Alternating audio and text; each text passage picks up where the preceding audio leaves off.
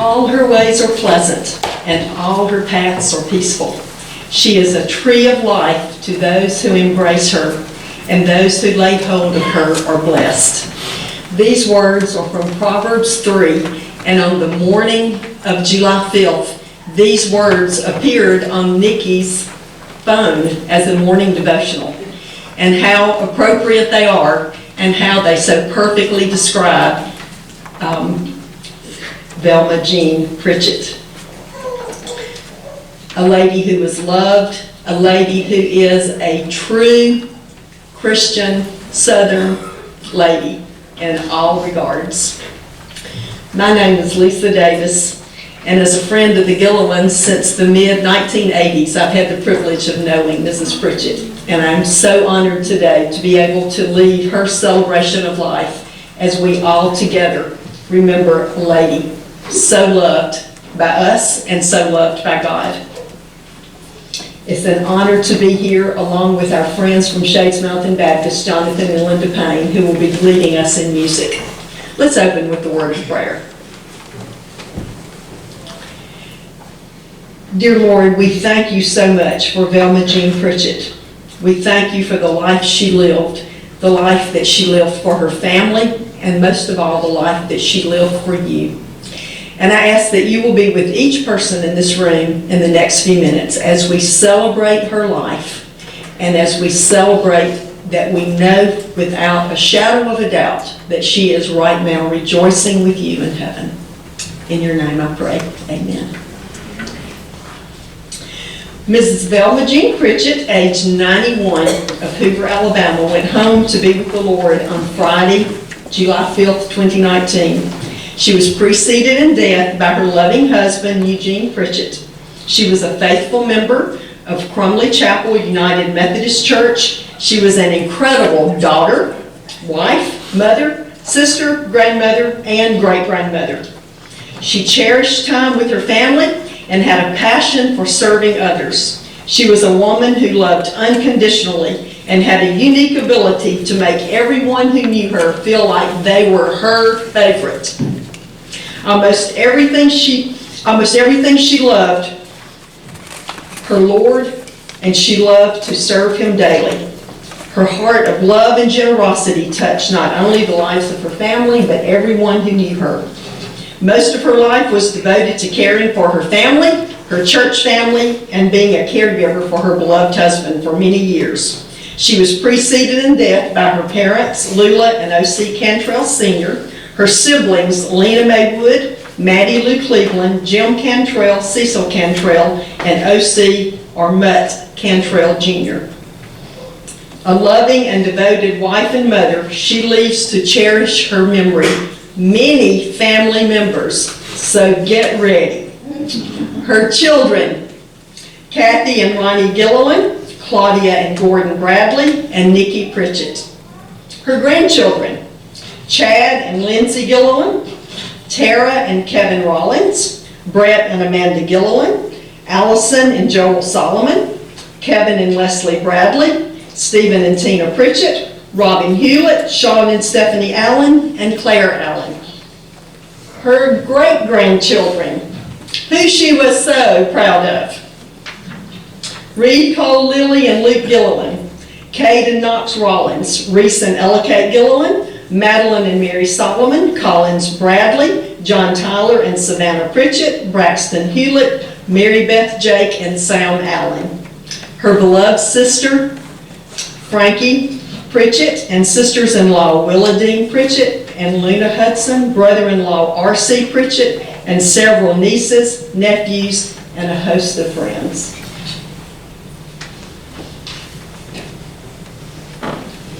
I invite you to stand with me as we sing, Come Thou Fount of Every Blessing. We'll sing the first and last verses.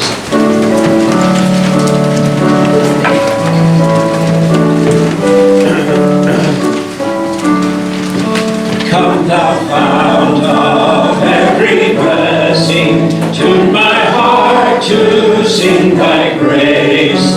Streams of mercy never ceasing, call for songs of loudest praise.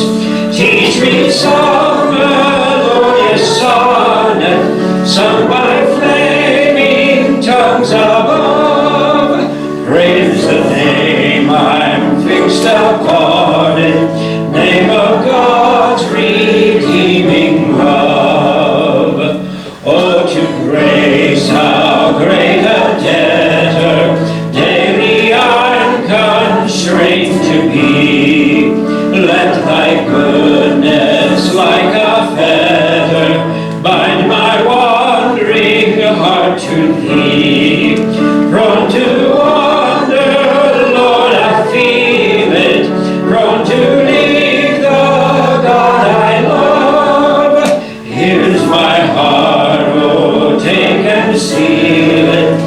kneeling for thy courts above.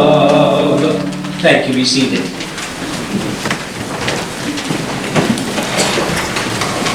Proverbs 31:28-30 states, "Her children arise and call her blessed. Her husband also, and he praises her. Many women do noble things, but you surpass them all. Charm is deceptive and beauty is fleeting, but a woman who fears the Lord is to be praised." At this time, several of her grandchildren want to praise their grandmother, and they want to share some memories with us. And following their comments, Amanda Gilliland is going to lead us in a solo, "It Is Well With My Soul."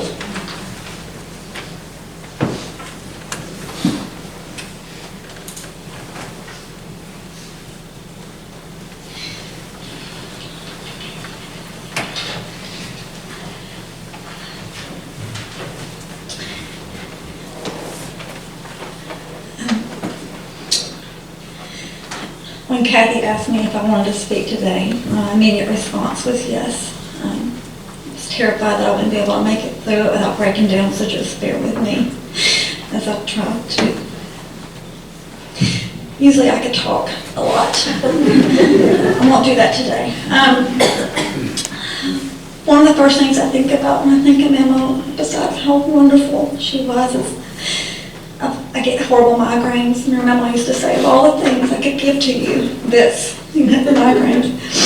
But what I also remember is her putting me on the couch in her living room and putting that light blue sheet on the couch and putting a cold rag on my head to take care of me.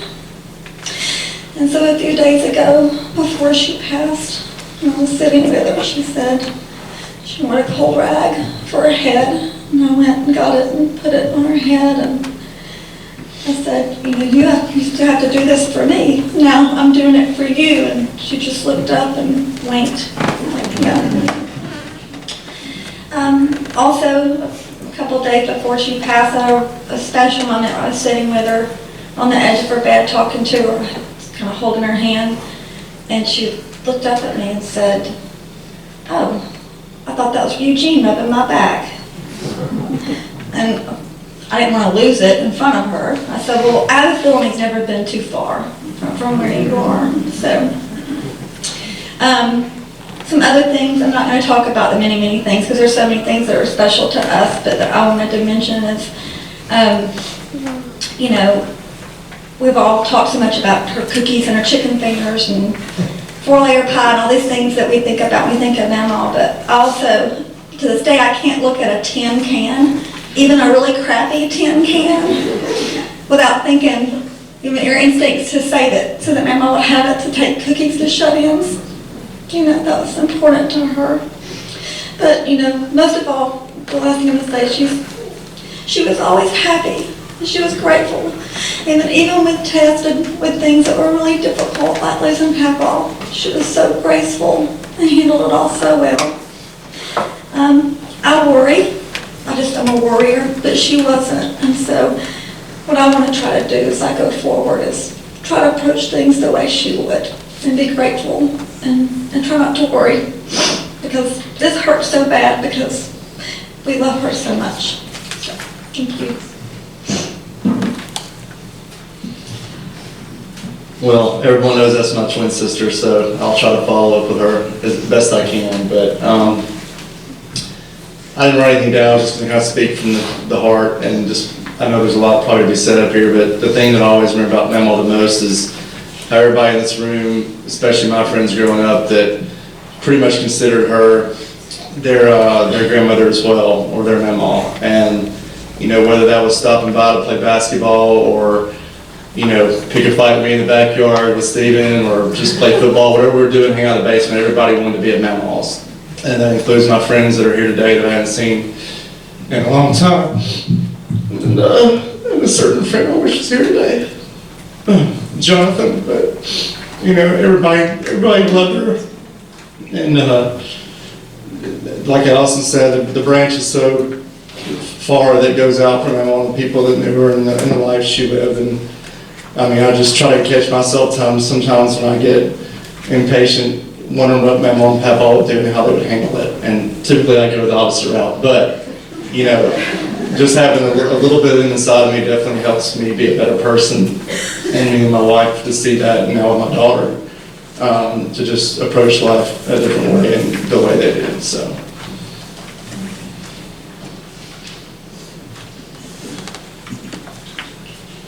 Well, I'm Chad Gilliland, Mama's first grandchild, so not that much older than everybody, but I am older. She had a unique way of making us all feel special, like, you know, we were her favorite. She and I had a little deal, because I was the oldest and her favorite, and so everybody else. She'd do her thing and make them feel that way too, and, you know, I appreciate that. You know, she told me that the other day. She was an amazing teacher of life. She lived, loved, you know, cared for people. I mean, yes, food was a major quality, and I made her very happy on that front. She had many endearing qualities, though, that I kind of wanted to capture real quick. Honesty. I mean, this woman, I used to meet her and Aunt Frank as often as I could at a lunch establishment somewhere in Forestdale.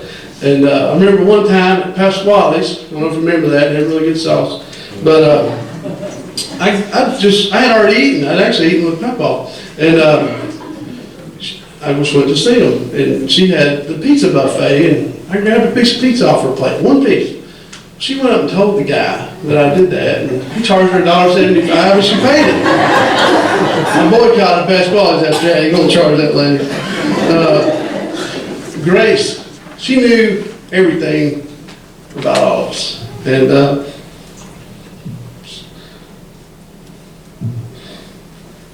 you know what grace means. But I wish every kid could spend a sick day at Mama's. You know, the big old leather chair, even the old one, it was awesome. And, you know, back scratches, the blue blanket. We all have our version, you know. I think I just went over to watch Matlock and Heat of the Night and a little murder she wrote. The day before she died, there was a marathon in the Heat of the Night. I watched it. But she had a no judgment zone. She knew stuff we did. She knew I stole her car when I was 13 and drove around with Taco Bell in the middle of the night. But she didn't tell me that until I was 18. You know, she thought I was old enough I wouldn't get in trouble. But love, unconditional, no doubt. She defines it. You know, she did that in her own way. She showed me love with food. Obviously, I married a beautiful lady that could cook. I'm thankful for that. Mama embraced us in ways that you can't imagine. She watched after our oldest when he was preemie. We didn't trust anybody else. All right. But the best thing about her was her faith. She knew where her foundation and her salvation was. She knew how to get there. And just a quick verse. John 14:1-4, Jesus said to his disciples, "Don't be worried. Have faith in God and have faith in me. There are many rooms in my Father's house. I wouldn't tell you this unless it was true. I'm going there to prepare a place for you. After I've done this, I will come back and take you with me. Then we will be together. You know the way to where I am going." She definitely knew that way. She showed it to all of us. And funny but cool part about that verse is I just kind of think of Papa, he went a little early to help prepare the place. You know, had to make sure the wall paint color was right, the cabinets were, you know, sanded twice with steel wool. But I'm very thankful to have her in my life, in my kids' life, in my wife's life. And we're going to miss her, but she's where she's supposed to be. Thank you.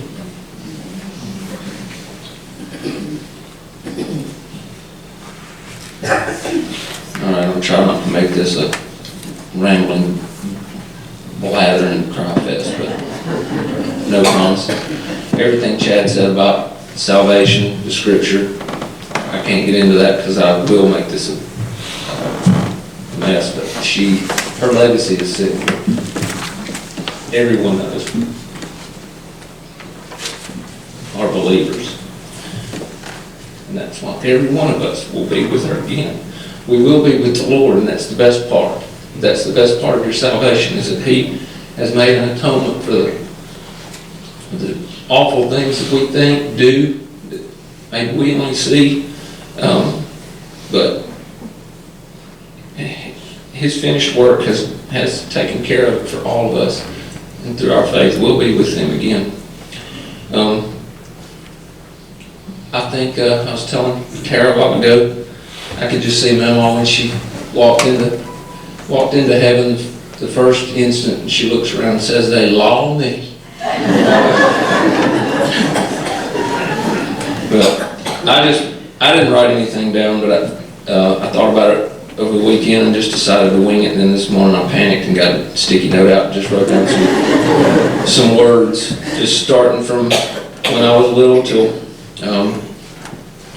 just here recently. I'm just going to read to you what I wrote down. I'll tell you why. First thing I wrote down was tie shoe. When I was probably 4 or 5 years old, maybe, I didn't know how to tie my shoe, and I wasn't getting it. And at their house on Forestwood Drive, where they lived till I was, I think, about 8 years old, I was coming up the stairs, and my shoe was untied, and Mama just told me to stop, sit down on the top step. And she kneeled down on the step below me and showed me how to tie my shoe. And she was left-handed, so as soon as she left-handed, so everything matched up with what I was doing on the other side of the shoe from her. And that was the last time I incorrectly tied a shoe. She taught me to tie my shoe sitting there on Forestwood Drive. This also was from Forestwood Drive, and what I wrote down was pressure cooker naps / butterscotch. When I was still young enough to where I took daily naps, because I was young, not because I take them now because I'm getting old, but when I took naps then, I would stay at their house a lot, and always did, wherever they lived. And I would take a nap in the front bedroom, and I guess I always woke up around 4, 4:30, something like that, because of everything I remember about that house. I wake up from those, it's so ridiculous to get choked up, I'm fixing to do a sound effect. I'd wake up and I'd hear and I'd smell black-eyed peas or collard greens, or turnip greens, whatever, going in the pressure cooker, and I knew it was time to get up, and it was almost supper time. And in that same house, this is this butterscotch part, me and Chad were little kids, and they had a laundry chute in the bathroom that me and Chad would sneak into the bathroom and get in and shoot down into the laundry basket in the basement, and then run up the stairs and do it again. We'd do it over and over until somebody knew we were doing it, and then we'd stop. And then when the attention would start. But anyway, she had a bowl of hard candy in the house somewhere, those butterscotch things, and I had one in my mouth. Me and Chad are going down the laundry chute, and I land in the laundry chute, and down my throat it goes to right here. I can't get air in, I can't get air out. I just chunked Chad out of the way, climbed out of the laundry basket, thundering up the stairs, and right in the hallway, Kathy meets me right there, and she won't know what's wrong. I shoved Kathy out of the way, went straight to Mama. She immediately came around the corner in that kitchen and looked at me, she said, "He's choking." Turned around, picked up one arm, and one big, incredibly strong hit to the back, and that butterscotch went across the room and landed in the kitchen sink. If I'm going to spend that much time, this might get a little lengthy here. Picking blackberries. I know that she used to take me and Chad and my cousin Brian that lived on Tomahawk Circle also. He's my cousin on the other side of the family. She used to take us out to that sweltering hot little patch of, it was a patch of briars and probably snakes on Crumley Chapel Road near what's Minor Parkway now, and haul us out into the woods and pick blackberries so she could make a cobbler. We didn't have blackberry picking gear. She did. She was covered all the way down to her hands, gloves on, a hat, and a thing over her neck. And we'd finish and we'd have a great blackberry cobbler to eat while we put Neosporin on all our briar cuts and everything. Troy. I rode a lot of times just meeting her. Down to Troy when Ronnie coached at Charles Henderson. And sometimes Papa, he didn't want to go if it wasn't, sometimes during football season, if she just wanted to go to be golden, I'd go with her. And we'd go down there and just me and her in the car for a long time.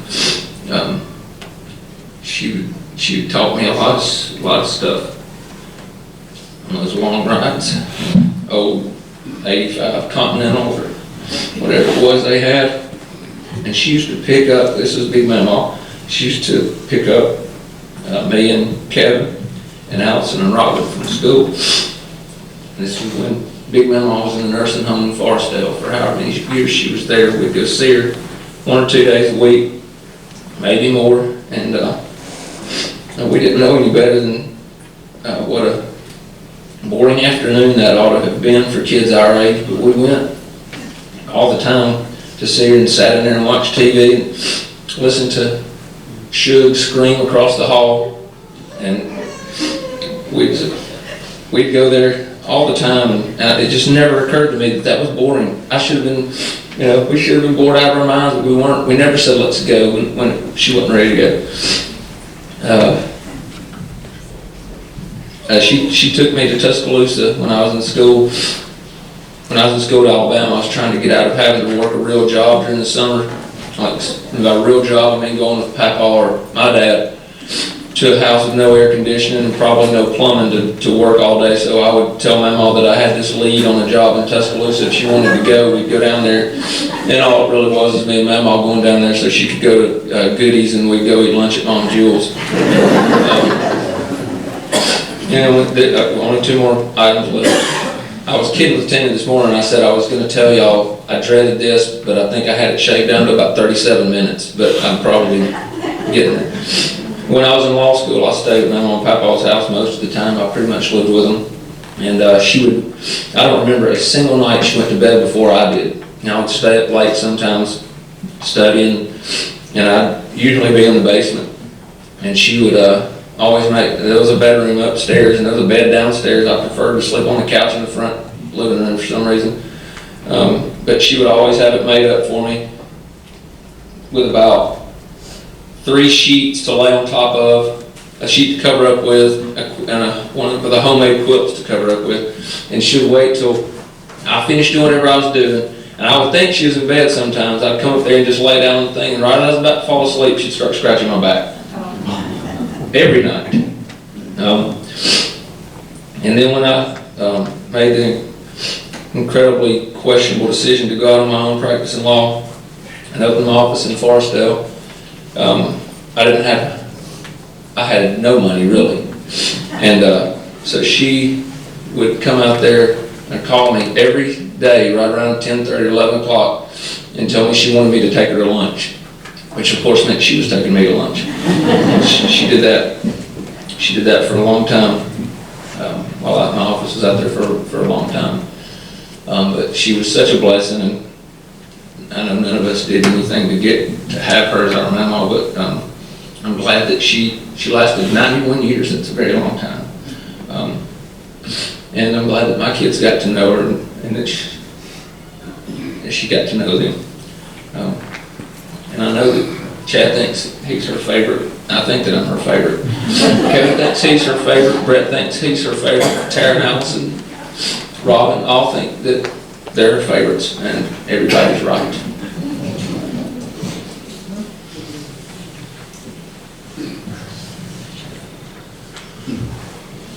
We'll give this a go anyway.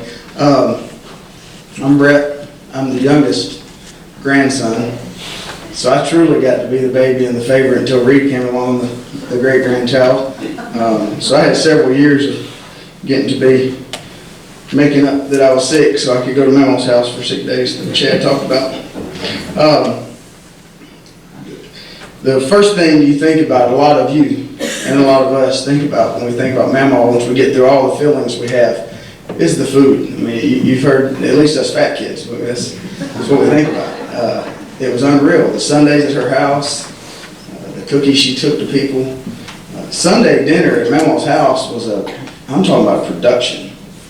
Because if Robin wanted something one way, she'd do it. If Stephen wanted something one way, she'd do it. If Tara wanted something one way, she'd do it. Every one of us had our own personal meals every Sunday.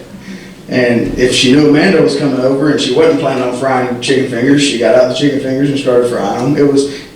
We each had our own individual food at Mama's house that she always made. And then it came time as she started getting older and we started getting older, a lot of us try to start recreating her recipes, which is a mistake.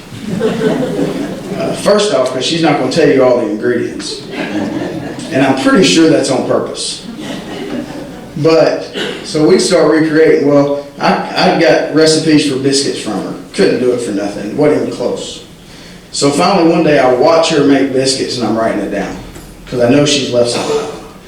Well, what she left out was she gave me measurements. And I don't know that her hand scoop of flour and hand scoops of sugar were the exact measurements she gave me. Because that's how she made it. She just scooped it out. And so I'm like, well, I see this. So I videoed her making gravy so I can know how to make gravy. And still to this day, every Christmas day, I make gravy and I put the video and I watch her make it and I make it along with her. And it still never tastes the same. I videoed her making chocolate syrup because normally if you're not from our family and somebody says you eat chocolate syrup at breakfast, they look at you weird. But so I videoed those things. I still can't do it right. But everything just tastes better.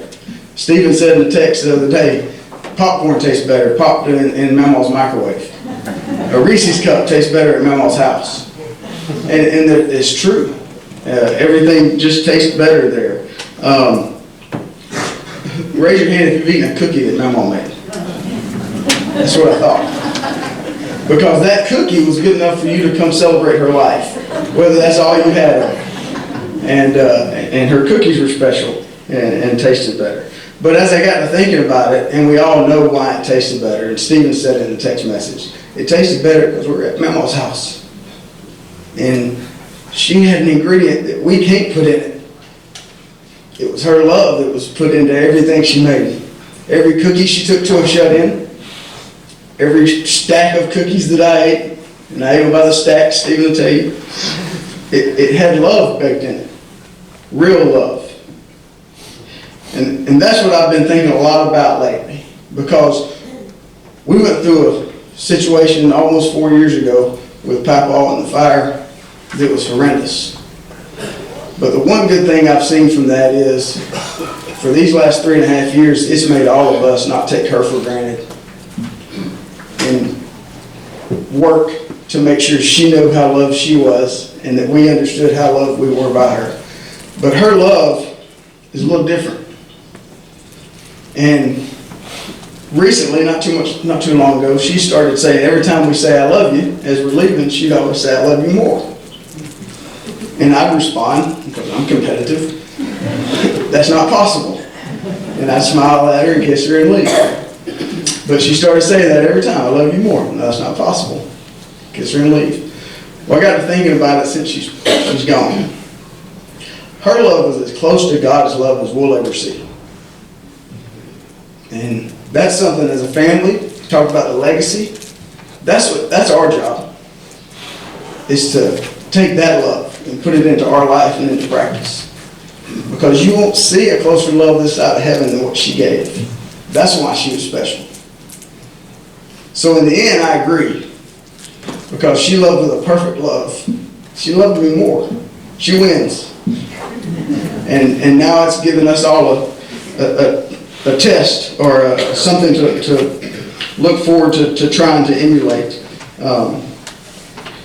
And all strive to be and strive to have God's love first and then give it out, because she did it not just to her family. You heard Kevin talk about all his friends. I mean, I got friends, all of us have friends that she was Mamaw. No blood relation. She's Mamaw. And you couldn't tell her any different, and you couldn't tell them any different, because that's how she loved everybody. She didn't care what anything to do with them. It was just love. And so, a funny thing that every time we're on a bus ride to go to a game, she knows it. She always calls me. I don't know how she knows that we're getting on the bus, because I never tell the times, and those times vary, but she always calls me when we're on the bus. And we'd have a conversation, and at the end of it, she'd always say, "Tell that bus driver he's got precious cargo." That's how she ended every conversation when I'm on the bus. And one of my coaching buddies from Georgia Southern, he's now at Army, he was sitting by me one day, and I told him that, and he texted me that yesterday and said, "Heaven just got some precious cargo." And without a doubt it did. But the verse that I want to share, and I'm going to sit down, 1 Corinthians 13, 4 through 8. Love is patient, love is kind. It does not envy, it does not boast, it is not proud, it does not dishonor others. It's not self-seeking, it's not easily angered, it keeps no record of wrongs. Love does not delight in evil, but rejoices with the truth. It always protects, always trusts, always hopes, always perseveres. Love never fails. I want to change it a little bit, if I can do it. Mamaw is patient. Mamaw is kind. Mamaw does not envy. She does not boast. She is not proud. She doesn't dishonor others. Mamaw is not self-seeking. She's not easily angered. She keeps no record of wrongs. Mamaw does not delight in evil, but rejoices in the truth. She always protects, always trusts, always hopes, always perseveres. And to us, Mamaw never failed. It means the world that y'all are here to help us celebrate this lady. But you're here because you know the love that she shared to you at some point. Let's all strive to carry out that love.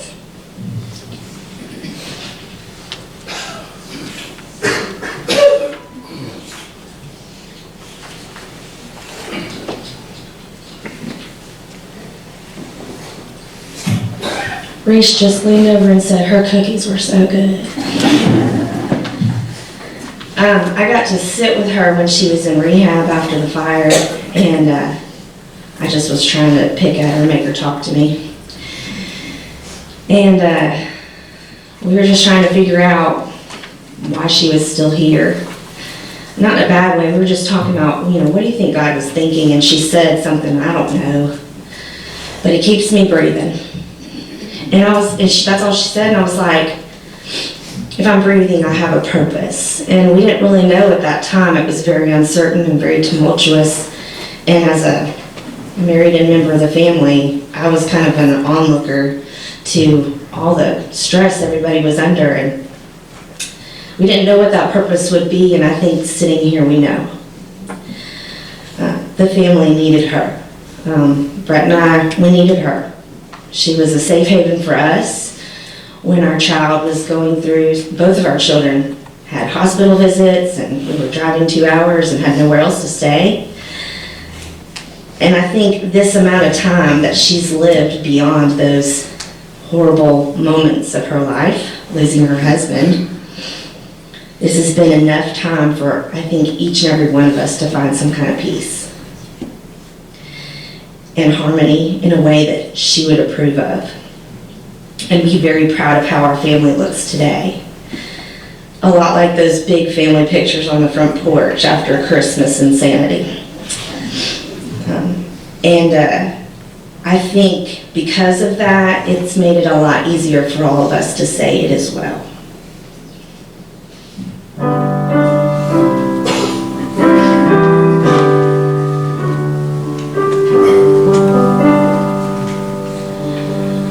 When peace like a river attendeth my way, when sorrows like sea billows roll, whatever my lot, thou hast taught me to say,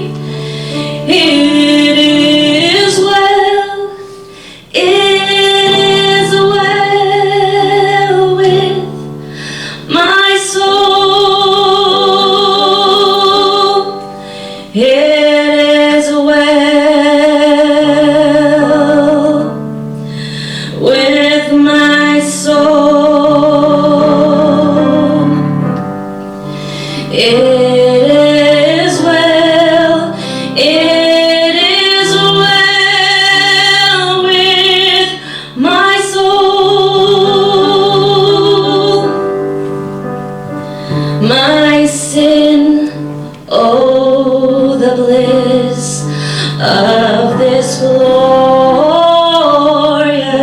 thought. My sin not in part, but the whole was nailed to the cross, and I bear it no more.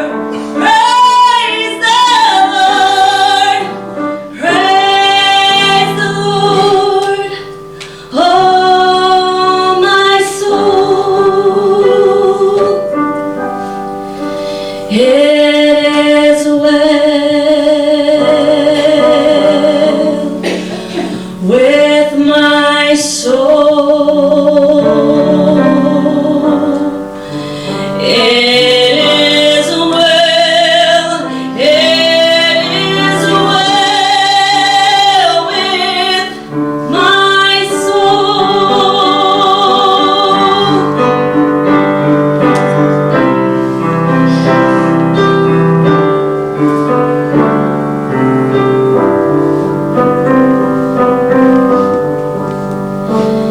And Lord, haste the day when my faith shall beside the clouds be rolled back as a scroll. The drum shall resound, and the Lord shall descend. Even so, it is well with my soul.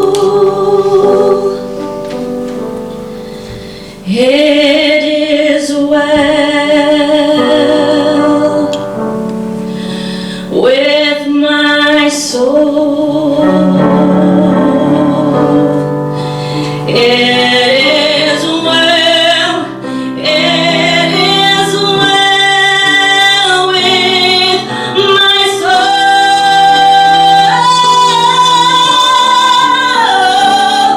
It is well, it is well with my soul.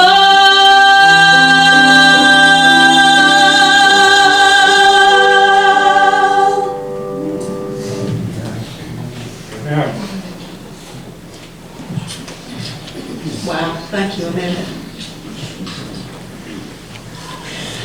Memories from two more family members,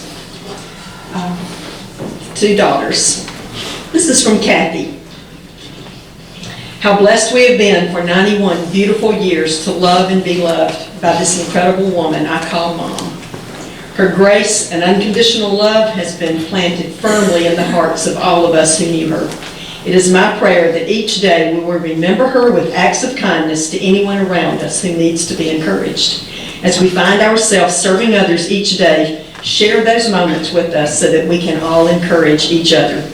There are so many moments that we see what Reed and I call God winks that warm our hearts and shine brightly in the hearts of those who receive the blessing. We can keep the spirit of this precious one alive each day by allowing God to use us to impact others. I love you, and as Mom so sweetly said, I love you more. And from Claudia. One of my earliest memories is when I was in second grade and got sick one day. My teacher called Mom to come get me. I had my head laid down on my desk with eyes closed. All of a sudden, I could hear the door open quietly and my teacher whispering. Then I heard her footsteps. What a wonderful sound. She got me up and took me home. Just the sound of those footsteps filled my heart with joy, relief, and comfort. And that's exactly what she was to me. Joy, relief, and comfort. You know, when a couple of people describe a person in a certain way, you think, well, that's good. But when everybody describes a person in the same way, you have to believe it. I think we feel like we know Velma Jean Pritchett just from the ways that her family has described her. And what I want to say is particularly to Kathy and Claudia and Nikki, and to the grandchildren and to the great-grandchildren, to all of us, but particularly to you. Until the early morning of Friday, July 5th, you had never known a day of life without the love of your mother, your grandmother, your great-grandmother, or your sister. You're thankful that she's no longer sick, but you are sad and you're brokenhearted because you miss her. She's not here with us anymore, and that's okay.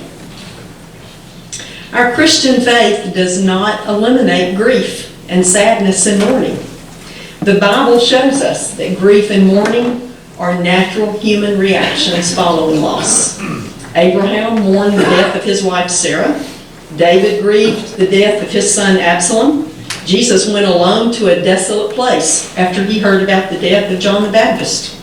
Mary and Martha grieved the death of their brother Lazarus. Devout men lamented as they buried Stephen. We could go on and on. The Bible tells us we grieve because we love. You have experienced an earthly mother's and grandmother's love and comfort. So now let your Heavenly Father comfort you. Lamentations 3 says, "My soul is downcast within me, yet this I call to mind, and therefore I have hope. Because of the Lord's great love, we are not consumed, for his compassions never fail. They are new every morning. Great is your faithfulness." And then Hebrews 4:16 says, "Let us then with confidence draw near to the throne of grace, that we may receive mercy and find grace to help us in our time of need." In today's culture, the word comfort tends to suggest an anesthetic just to ease the pain. But I am convinced that God's comfort is more than a painkiller. God's comfort strengthens and fortifies us. So you can tell God your sorrow and let him comfort you, but let him also strengthen you through your grief. Life can be hard. Sometimes we wonder even, maybe, what is the point of life? There may be a lot of pieces of life that we don't understand, but one thing we know for sure, and that is the purpose of our life on earth is to prepare us for eternity. So rather than focusing on what's wrong in our life and what's hard in our life, we can choose to live for eternity. And we can say with confidence that that's what Mrs. Pritchett did. She lived for eternity. And I think there's 4 ways that she set an example for all of us on how to live for eternity. To have a daily personal relationship with God. To share God's love with others. To serve others. And to cultivate the fruit of the Spirit in our life, which is love, joy, peace, patience, kindness, goodness, faithfulness, gentleness, and self-control. We've heard every one of these described by a family member today. So she can be our example on how to live through our sorrow, but to live for eternity. As believers, we have the hope of eternity with God. And so what is this hope? The Bible tells us that one day there's going to be a new heaven and a new earth. My favorite verse is from Revelation 21. "Then I saw a new heaven and a new earth, for the first heaven and the first earth had passed away, and there was no longer any sea. I saw the holy city, the new Jerusalem, coming down out of heaven from God, prepared as a bride beautifully dressed for her husband. And I heard a loud voice from the throne saying, 'Now the dwelling of God is with men, and he will live with them. They will be his people, and God himself will be with them and be their God. He will wipe away every tear from their eye. There will be no more death, or mourning, or pain, for the old order of things has passed away.'" Today, right now, at this very moment, Velma Jean Pritchett is experiencing the joys and the perfection of heaven. She is with Jesus, and right now she is rejoicing with the angels in heaven. She has left a legacy of faith, not only for her family, but for her friends, for everybody who knew her. She has left a legacy of faith. And so as we close this service in a minute, we're going to sing Amazing Grace, one of her favorite hymns. And when we get to the last verse, when we've been there 10,000 years, we've no less days to sing God's praise than when we first begun. She's singing it right now in heaven. And she has no less days to sing God's praise today than she will a billion years from now. And as we know, every person in her family is a believer and is going to join her and sing God's praise with her in heaven. And so that is what we're here to celebrate. We're sad, we're sorrowful because a great lady is no longer on this earth with us. But oh my goodness, think of how she is celebrating right now with the angels in heaven. So we're going to stand and sing, and Jonathan's going to lead us in Amazing Grace.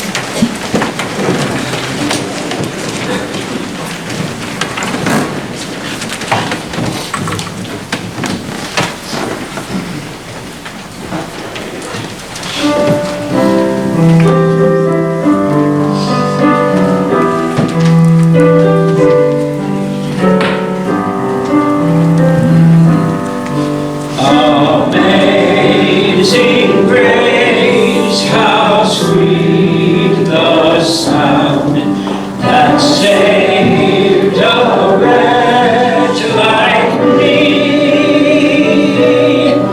I once was lost, but now I'm found, was blind, but now I see.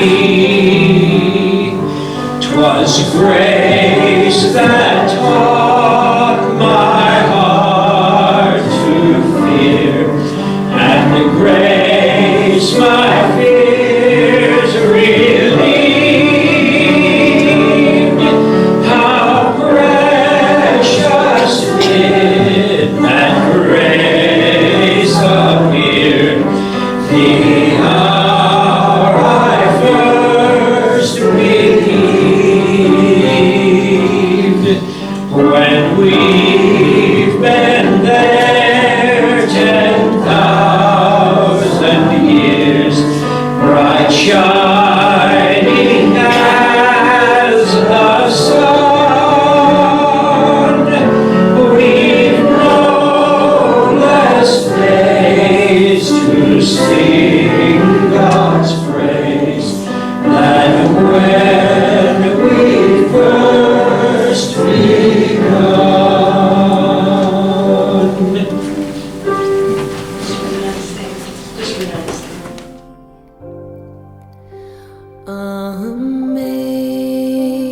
Amazing grace, how sweet the sound that saved a wretch like me. I once was lost, but now I'm found, was blind, but now I see. 'Twas grace that taught my heart to fear, in grace my fears relieved. How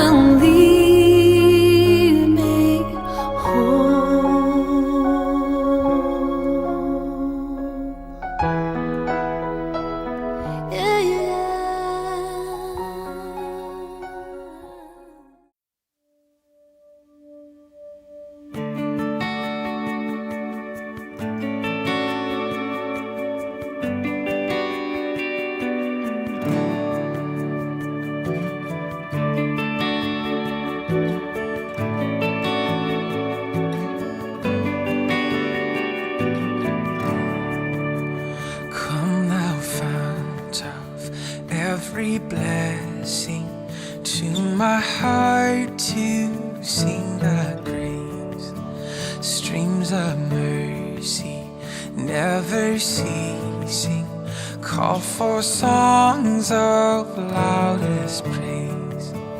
Teach me some melodious sonnet sung by flaming tongues above.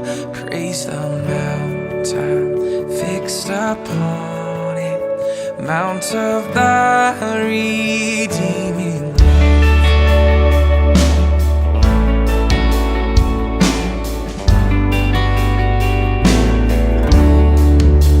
Here I raise my Ebenezer, hither by thy help I'm come, and I hope by thy good pleasure safely to arrive at home.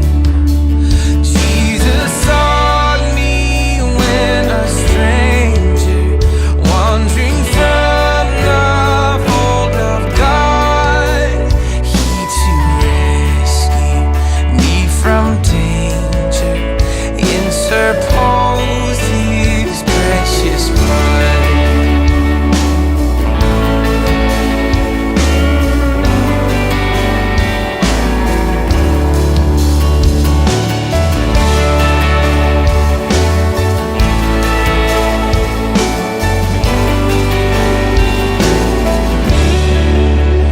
Oh, to grace, how great a debtor daily I'm constrained to be. Let thy goodness like a fetter bind my wandering heart to thee. Prone to wander, Lord, I feel it. Prone to leave the God I love. Here's my heart, Lord, take and seal it for thy courts above. All else I adore your name. Above all else, to my heart to sing your praise. Above all else, I adore your name.